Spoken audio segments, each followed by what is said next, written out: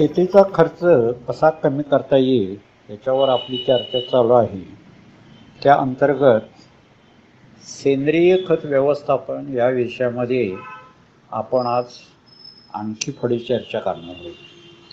पारंपरिक पद्धतीमध्ये सेंद्रिय खत व्यवस्थापनाचा मध्ये शेणखत आणि कंपोस्टचा वापर हा सगळ्यात मोठ्या प्रमाणावर केला जातो. आता हे शेणखत आणि कंपोस्ट द्राक्ष बागायतदारांना घरामध्ये आपल्या गरजेइतकं कधीच निर्माण करता येणार नाही, त्याच्याकडून बाहेर विकत आणावं लागतं. आता नाशिकच्या द्राक्ष बागायतदारांसाठी मुंबईजवळच्या तवेल्यातले शेणाचे ढीग गोळा करून आणले जातात, तर सांगली जिल्ह्यातल्या द्राक्ष बागायतदारांसाठी कोल्हापूर आणि सांगली जिल्ह्याच्या पश्चिमेकडील तालुक्यातली शेतकऱ्यांच्याकडचे नको असलेले खत उचलून नेले जाते. आता हे ट्रकानं किंवा ट्रॅक्टर ट्रॉलीनं ओढलं जातं आणि एकरी 3-4 ट्रक असं अनेक बागायतदार टाकत असतात. आता अभ्यास केला तर या शेणखताचा दर खूप प्रचंड आहे, पण आपल्या पारंपरिक पद्धतीमध्ये जर फळबागेचा दर्जा चांगला पाहिजे असेल तर शेणखताला पर्याय नाही, असं एक समजूत पडून गेलेली आहे. त्यामुळं समस्त शेतकरी मंडळाचा ह्या शेणावर प्रचंड विश्वास आहे. आता शेणखत कंपोस्ट वापराच्या काही मर्यादा आहेत आणि आपण नेहमी शेणखत वापरलंच पाहिजे म्हणतो, पण हे शेणखत वापरणं कितपत योग्य आहे? आता मी सूक्ष्मजीवशास्त्राचा अभ्यास करतो, तर माझ्या म्हणण्याप्रमाणे अभ्यासाप्रमाणे हे शास्त्र म्हणतं की शेणखत वापरणं हे चुकीची गोष्ट आहे. आता हजारो वर्ष आपण या शेणखतावर जमिनी सुपीक करत आलो आणि हे शेणखत वापरणं कसं काय चुकीचं असू शकतं, असं कोणाच्याही शेतकऱ्यांच्या मनामध्ये प्रश्न निर्माण होईल. त्यासाठी मी टप्प्याटप्प्यानं तुम्हाला शेणखत कंपोस्टच्या मर्यादेवर चर्चा करूया आपण. आता शेणखत कंपोस्ट हे नेहमीच गरजेपेक्षा उपलब्ध कमी असतं आणि उपलब्धता कमी आणि मागणी जास्त, याच्यामुळं ह्या खताचे दर नेहमीच चढे असतात. आता एक द्राक्ष बागदार 30-40 हजार रुपये या शेणखतावर करतो आणि माझ्यासारखा म्हणतो की शेणखत कंपोस्ट टाकणंच चुकीचं आहे. आता ह्या सगळ्याचा मेळ कसा काय करायचा? आता दुसरी मर्यादा अशी आहे की शेणखत कंपोस्टच्या व्यवस्थापनाला मजूर मोठ्या प्रमाणावर लागतात आणि आज मजुराची टंचाई असल्यामुळं अनेक वेळा शेणखत आहे पण ते रानापर्यंत पोचत नाही, असंही प्रकार होऊ शकतो. तिसरा एक नवीन दृष्टिकोनातून विचार केला तर जमिनीला जिवंतपणा मिळत नाही, अशी एक शेणखत कंपोस्ट वापराची मर्यादा येते. आता जिवंतपणा मिळत नाही हे कसं काय? अनेक वेळेला सल्लागार म्हणतात की शेणखत टाकलं म्हणजे जमिनीमध्ये भरपूर जीवाणू वाढतात आणि इथं तर आम्ही म्हणतोय की जमिनीला जिवंतपणा येत नाही. जिवंतपणा म्हणजे जीवाणू वाढल्याशिवाय जिवंतपणा येत नाही. शेणखत टाकल्यानंतर चांगला जीवाणू भरपूर वाढतात असं असेल तर जमिनीला जिवंतपणा यायला पाहिजे, पण तसं होत नाही. जमिनीमध्ये 2 प्रकारचे जीवाणू असतात, एक सेंद्रिय पदार्थ कुजवणारा जीवाणूंचा गट आणि दुसरा पिकाच्या गरजेनुसार जमिनीतले अन्नद्रव्य त्या पिकाला उपलब्ध करून देणारा गट. आता या 2 गटाचं कामकाजाचा जर अभ्यास केला तर जमिनीमध्ये पालापाचोळा कुजवून त्याचं खतात रूपांतर करणारा जो पहिला गट आहे, कुजवणारा गट आपण म्हणूया, हा गट जमिनीला सुपीकता देतो आणि दुसरा जो गट आहे हा गट पिकाला पोषण देतो. आता पिकाला पोषण देणाऱ्या गटाचा जमिनीच्या सुपीकतेशी काही संबंध नाही, त्याचा पिकाच्या पोषणाशी संबंध आहे. आणि मग जमिनीला सुपीकता देणारा गट कुठला असा जर अभ्यास केला तर जमिनीला सुपीकता देणारा गट हा पालापाचोळा कुजवणारा गट आहे, हाच जमिनीला सुपीकता देतो. आता ज्या वेळेला शेणखत आणि कंपोस्ट आपण जमिनीमध्ये टाकतो त्यावेळेला हे कच्चा पदार्थ जमिनीच्या बाहेर खड्ड्यात किंवा ढेगामध्ये कुजवून तयार झालेलं खत आपण जमिनीला देतो. त्यामुळं जमिनीला सुपीकता देणारे जीवाणू त्या खड्ड्यात किंवा ढेगात वाढतात, त्यांचं जीवनचक्र तिथेच संपतं आणि त्यांची मृत शरीरं म्हणजे शेणखत किंवा कंपोस्ट ज्यावेळेला आपण जमिनीत टाकतो त्यावेळेला सुपीकता देणारी जीवाणुसृष्टी ही जमिनीत वाढायला वाव शिल्लक राहत नाही. पुढे ते खत टाकल्यानंतर त्यातील अन्नांश पिकाला मिळाल्यामुळे पिकाचं उत्पादन चांगलं मिळतं. पण जमिनीच्या सुपीकतेचं काय असा विचार केला तर जमिनीला सुपीकता या दुसऱ्या गटाकडून मिळत नाही. त्याच्यामुळे सुपीकता आणि उत्पादकता हे दोन पूर्णपणे वेगवेगळे घटक आहेत. सुपीकता हा घटक आपण शेणखत कशासाठी टाकता असं कुठल्याही शेतकऱ्याला विचारलं तर माझ्या जमिनीची सुपीकता टिकवून ठेवण्यासाठी मी शेणखत टाकतो असं उत्तर येईल. आता इथं मी तर म्हणतो की शेणखत टाकलं तर जमिनीला सुपीकता मिळत नाही, कदाचित पिकाचं उत्पादन व्यवस्थित येत असेल. आता ह्यातला सूक्ष्मजीवशास्त्राच्या दृष्टिकोनातून बारकावा समजून घेण्याची गरज आहे.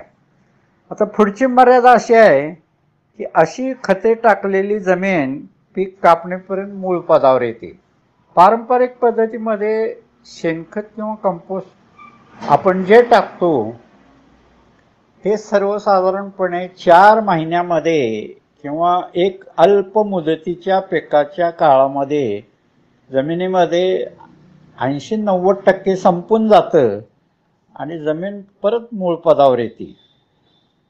आता द्राक्ष बागेसारख्या बहुवार्षिक पिकामध्ये आपण जर 4 महिन्यात संपून जाणारं खत टाकलं आणि त्याच्यासाठी 30-40 हजार रुपये खर्च केले आणि परत 4 महिन्यानं काय खत आपण टाकू शकत नाही. त्याच्यामुळं जमीन ही 4 महिन्यात मूळ पदावर आलेली असते. तर असं सेंद्रिय खत व्यवस्थापन नसावं.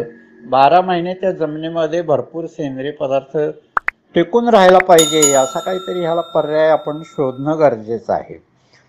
पुढची अशी गोष्ट आहे की असा संपून जाणारा पदार्थ कायम आपण जर वापरत राहिलो तर आपल्या जमिनीमध्ये 0.5% जास्त सेंद्रिय पदार्थ आपल्याला कधीही वाढवता येत नाही आणि मग उत्पादनावर त्याच्यामुळे मर्यादा येतात. किमान 1% तरी जमिनीमध्ये सेंद्रिय पदार्थ असेल तर त्या जमिनीची उत्पादकता चांगली मानली जाते.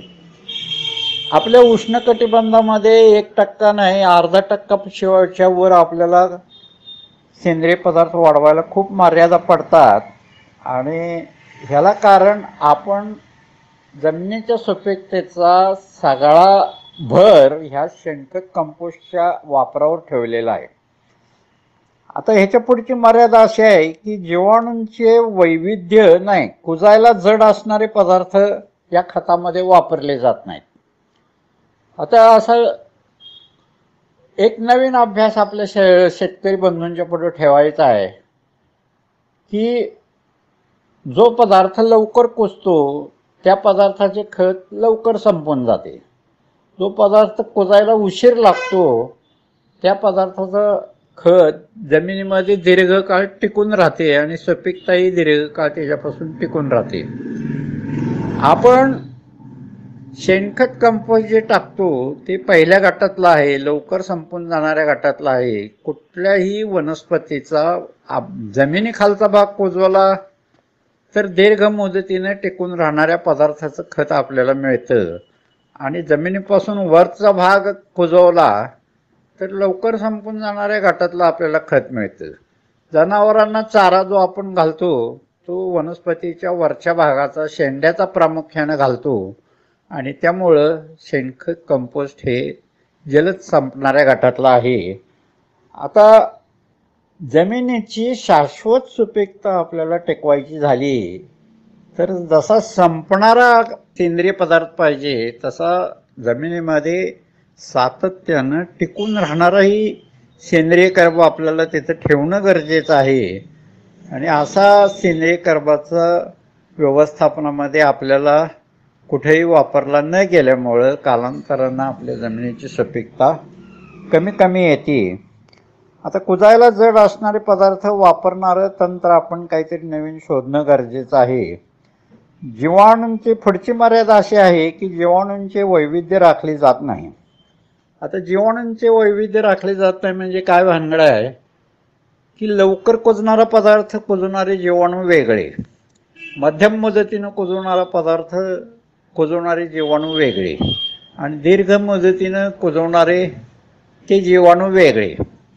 जमिनीमध्ये जैववैविध्य किंवा कुजवणाऱ्या जीवाणूसृष्टीचं जैववैविध्य जर आपल्याला राखायचं असेल तर लवकर कुजणारा पालापाचोळा, मध्यम मुदतीनं कुजणारा पालापाचोळा आणि दीर्घ मुदतीनं कुजणारा पालापाचोळा असे तिन्ही प्रकारचे पालापाचोळे जर जमिनीमध्ये ठेवले आपण तर जीवाणूच्या लवकरपासून उशिरापर्यंत कुजणाऱ्या सर्व जीवाणूसृष्टींना ते अन्न मिळतं आणि आपल्या जमिनीमध्ये एक प्रकारचं जैववैविध्य राखलं जातं.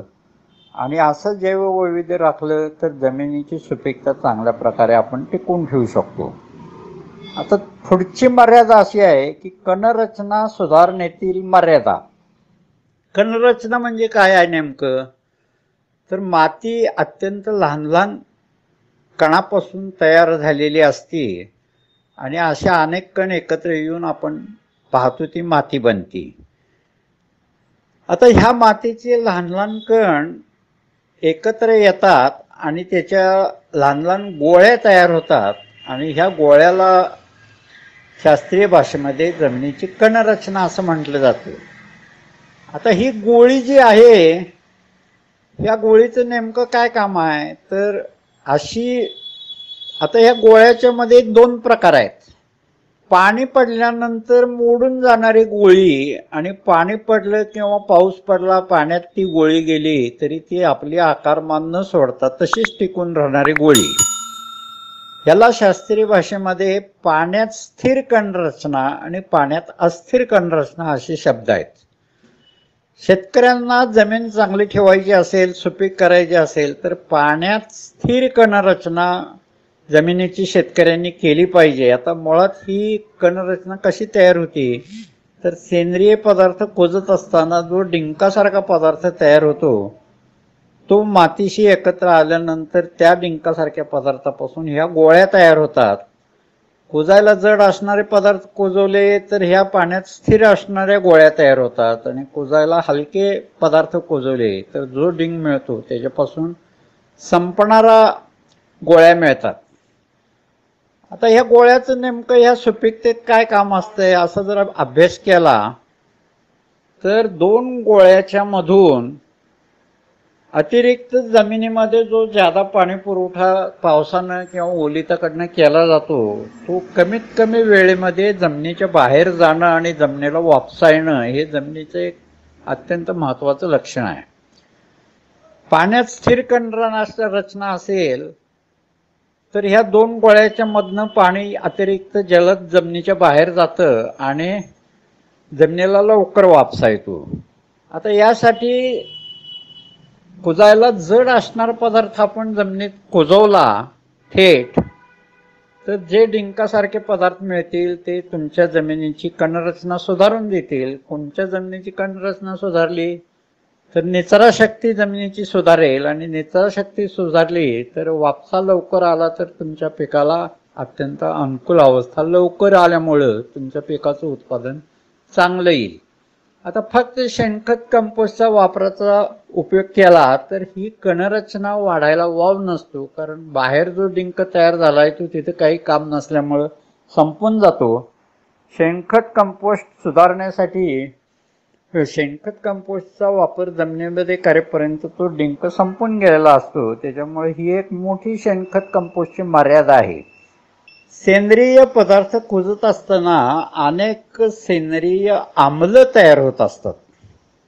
सूक्ष्मजीवशास्त्राच्या पुस्तकामध्ये ह्या आम्लाबाबत असा उल्लेख आहे की ही आम्ल अत्यंत अस्थिर असतात आणि ह्यांना जर काही काम नसेल तर कर्बवायू अधिक पाणी अशी ती संपून जातात. अशी जर संपून जात असतील तर ज्या वेळेला आपण बाहेर कुजवतो त्यावेळेला सेंद्रिय आम्ल तिथे तयार होतात आणि काही काम नसल्यामुळे तिथे ती संपून जातात. आता सेंद्रिय आम्ल कुजणारा पदार्थ कसा असेल, कोणत्या वनस्पतीपासून असेल, त्याच्यावर वेगवेगळ्या प्रकारची ही आम्ल तयार होतात. या आम्लांचे प्रकार भरपूर असतात आणि या आम्लांचं जमिनीच्या सुपीकतेमध्ये फार मोठं योगदान असतं. तुम्ही रासायनिक खताचा कार्यक्षम वापरासाठी हे आम्ल महत्त्वाचे आहेत. तुमच्या जमिनीचा वाढणारा सामू कमी करण्यासाठी ही सेंद्रिय आम्ल महत्त्वाची आहेत. आणि अनेक तुमच्या जमिनीमध्ये जे अपविष्ट पदार्थ तयार होतात वेगवेगळ्या रसायनाचा वापर केल्यावर, ते अपविष्ट पदार्थ विघटन करून संपवून टाकण्याची प्रक्रिया ह्या आम्लाकडूनच होत असते. मग असं असेल तर कोणत्याही परिस्थितीत ही आम्ल जमिनीमध्ये तयार होणं हे शेतकऱ्यांच्या दृष्टीनं फायदेशीर असतं. यातल्या अनेक आम्ल ही वनस्पतीला वाढ वृद्धिंगत करणारी आहेत. आणि ह्याची काही उदाहरणं आपल्याला द्यायची असतील तर आपल्याला ह्युमिक ॲसिड माहीत आहे, फेल्विक ॲसिड माहीत आहे, ॲमिनो ॲसिड माहीत आहे. तर ही सगळी आम्ल ह्या कुजणारा पदार्थ जर आपण चांगल्या दर्जाचा वापरू शकलो तर ही सगळी आम्ल आपल्याला जमिनीमध्ये जागेला तयार करता येतात. शेणखत कंपोस्ट वापरून हे एक चांगल्या जमिनीच्या सुपीकतेसाठी गरजेच्या पदार्थाला आपण मुकतो. यासाठी कुजायला जड असणारे पदार्थ वापरले तर काही प्रमाणात ह्या आम्लांचा आपल्याला उपयोग होऊ शकतो. आता त्याच्या पुढची जी मर्यादा आहे ती सामू वाढण्याबद्दल मी आत्ताच आपल्याला सांगितलं. रासायनिक खतातले अन्नाव जमिनीमध्ये स्थिरीकरण होत नाही. हा एक स्वतंत्र विषय आहे, त्याच्यामुळं हा मुद्दा आपण आत्ता इथे चर्चा करायला नको. अपविष्ट पदार्थांचा नाश या आम्लाकडनं होतो त्याच्याबद्दल आत्ताच आपल्याला माहिती सांगितली.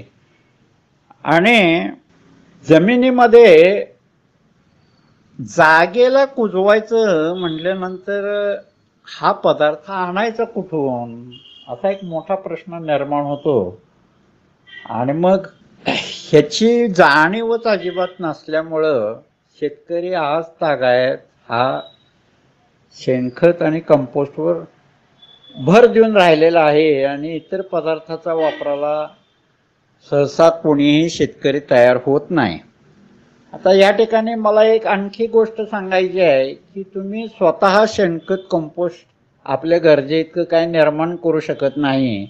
आपल्याला ते बाहेरून कुठनं तरी कितीही जनावरं पाळली तरी ती आपल्या गरजेइतकं शेणखत आपण घरात तयार करू शकणार नाही. तेव्हा आपल्याला हा पदार्थ विकत घ्यायला लागणारच आहे. अत्यंत खर्चिक हा भाग आपल्याला टाळता येईल का, ह्याला काही पर्याय आहे का.